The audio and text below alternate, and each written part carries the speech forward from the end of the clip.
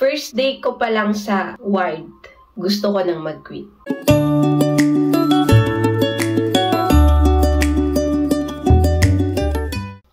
Hello guys! Welcome to my channel! Kumusta kayong lahat guys? Dito guys ay autumn na. Pero mainit-init pa rin. Mainit pa rin dito sa Finland. Yun. Which is rare. Kasi pag September usually malamig na. Pero ngayon ay mainit. Which is good. Gustong-gusto namin yan.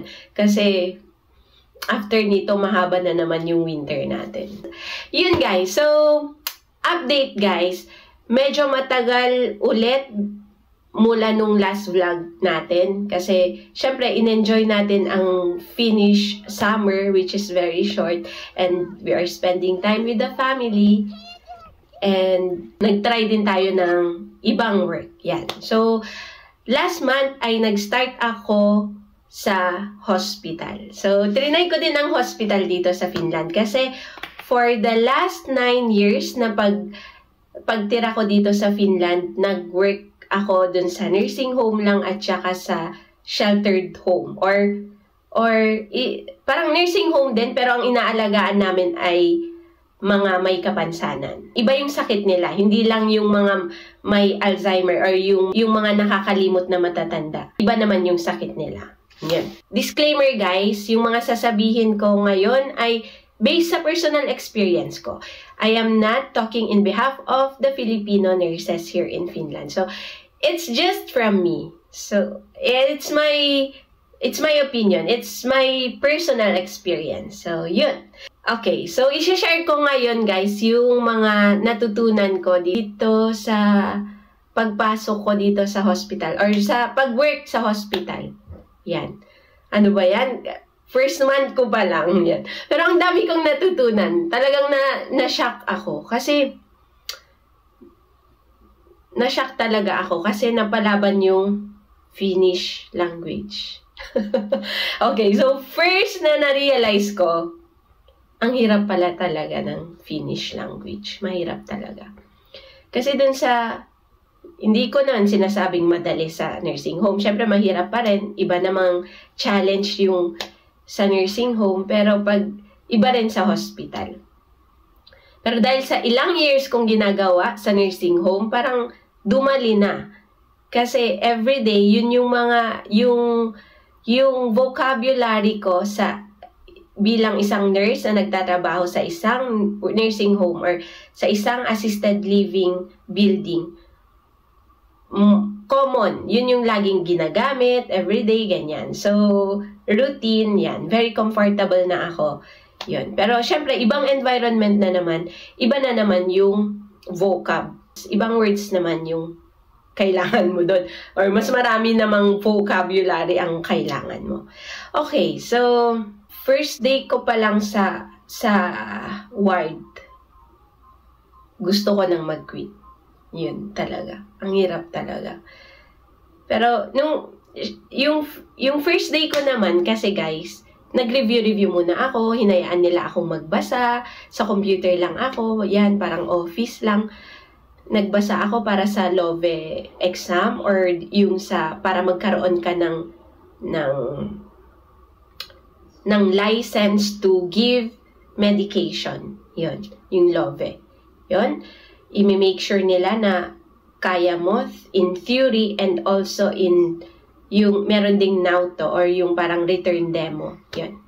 So, yun muna, ginawa ko muna yung theory, nag-exam ako. Yan, tinapos ko lahat.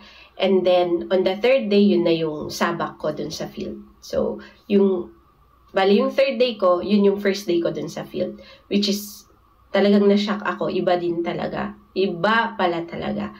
Kasi, okay, makikita mo dun yung first day, syempre may kasama akong nurse, makikita mo yung routine. Nagbibigay ng meds, vital signs, documentation, magpa-uwi ng pasyente, ayusin mo yung pag-uwi nila, itatawag mo sa agency kung saan sila uuwi, kung kailangan ba ng assessment para sa pasyente, kung kailangan ba niya ng help sa bahay, itatawag mo ba sa ayan, basta ikaw ang mag-aayos nung pag-uwi nila. I-instruct mo din pero more on doctor yung nag-i-instruct sa mga medication din. Pero syempre, as a nurse, kailangan mo din silang bigyan ng mga health education. Yun. Simple, di ba? Ganun naman yung trabaho talaga natin as a nurse sa Pinas. Kung sa Pinas kayo nag-practice or siguro sa ibang bansa. Basic. Pero, bilang isang taong hindi ko naman first language ang Finnish, talagang nahirapan ako. Nahirapan talaga ako. Parang, paano na? Pagtawag pa lang parang natatakot na akong makipag-usap sa kailangan mo din i-explain yung situation ng pasyente sa mga kamag-anak. So, syempre, yun. So, paano mo i-explain lahat niyan sa Finnish? Yun. Parang tinitignan ko, paano kakayanin ko ba to? Parang ganun. So, yun. Gusto ko na talagang mag-quit after niyan. Pero, thank you sa sister ko and sa friend ko na nagsabing, umpisa lang yan, kaya mo yan, kakayanin mo yan. Talagang lahat mahirap sa umpisa. So, thank you. In-advise niya sa akin yun. Tapos, nag-continue ako. Siyempre, sayang din yung naumpisahan ko. Sayang yung interview na pinag-preparan ko, yan. Yung theory na ni-review ko para magkaroon ako ng license na magbigay ng medication, gano'n. So, yun, marami na akong na-review, marami na akong naumpisan. So, sayang pag mag-quit ako. So, yun, kinontinue ko. Kahit na gumagapang. Parang, ang bigat ng loob kong pumasok. Kasi parang, ang hirap talaga. Hindi, iba na namang environment eh. Yan. So, kinontinue ko lang. Tapos, everyday ganyan. Everyday may natututunan. So, yun. Number 2, everyday is a learning experience. So, yun. Everyday, may bago kang matututunan. Which is good. Yun naman yung gusto ko eh. Gusto kong mag-grow professionally and personally din. So, ito na. Pero mahirap lang talaga. Yun. Number 3, kung natutunan, you will never know unless you try. Marami akong naririnig na, itry mo sa kwan. Siyempre, may kanya-kanya tayong opinion. May nagsabing maganda, karamihan naman nagsabi talagang okay din talaga sa hospital. Meron din yung talagang mahirap, ganun. So, different opinions ng tao. Pero, syempre, sa sarili mo, gusto mo ring itry. Diba? Sayang din yung experience mo. Sayang yung matututunan mo din. Yun. Number 4, na-realize ko na you will grow in the most uncomfortable place. So, wala kang choice. Wala kang tatakbuhan kundi yung sarili mo. So, kailangan mong mag-grow. So, kung hindi mo alam yan, basahin mo. Ganun lang, kasimple. Kung hindi mo pa na-try, subukan mo. Yun. With the help of other nurses na experienced nurses na. So, ganun lang yun. Kasimple. Yun. Parang ang daling sabihin, pero ang hirap talaga pag nandun ka na. Next, do not let the routine or yung comfort zone mo become your limitation in reaching your dreams. Kasi minsan, sa sobrang comfortable ka na sa environment mo, okay ka na. Parang, nakuan ko yun na okay na ako. Basta, nagsasahod naman ako, basta may time ako sa family ko. Yun, simple lang ako eh. Simple lang yung gusto ko. Basta may pera lang na pambili ng pagkain, may time ako with the kids, okay na ako. So, ganun naman talaga ako. Pero ito, gusto ko lang talagang itry din. Gusto ko lang bigyan ng chance din yung nursing career na inumpisahan ko years ago. Yung graduate ko din talaga.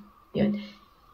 Tignan ko kung saan ako dadalhin nito. Next, na dun ko talaga nakita na may equality dun sa workplace. Yan, as a whole. Or generally, may equality sa workplace. And dun ko mas lalong na-appreciate dun sa hospital. Kasi yung mga doctor, talagang dun mo makita na doctor, cleaner, mga transport worker, yung mga taga-tulak ng wheelchair, ng bed, ganyan. Mga nurses, practical nurses, pantay-pantay.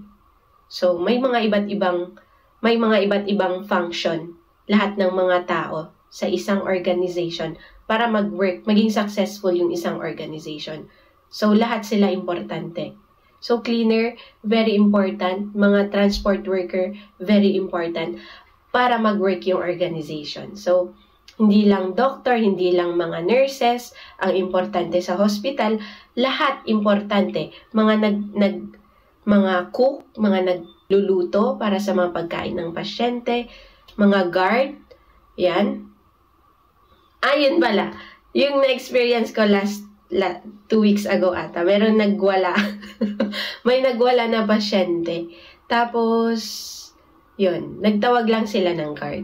Or, meron silang pinindot na alarm para pumunta yung mga parang bouncer. Yun. Tapos, yung mga bouncer or guard, yun mga guard na yung bahala sa pasyente para ilagay sa bed. Siyempre, hindi naman lahat ng nurses malalaki or karami. Paano naman tayo na maliliit, tapos hindi natin kakayanin yun. Kaya maganda yun. Magandang may mga guard talaga para hawakan or tulungan yung mga nurses na ilagay yung pasyente sa bed. So, that's new for me. Iba yan sa nakagisnan ko sa other workplace ko. Marami pa akong learnings, marami pa akong realizations.